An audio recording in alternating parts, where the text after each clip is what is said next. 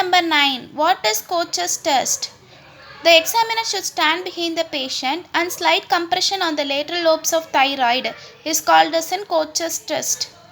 The Kocher test is positive when STRIDOR is produced. During this procedure, STRIDOR is a harsh vibrating noise. This will be produced when trachea is obstructed. Question number 10. Narrowing of trachea or obstructed trachea is found in carcinoma of thyroid, retrosternal goiters, Scabbard's trachea, which is mostly seen in long-standing multinodular goiter, and radial thyroiditis.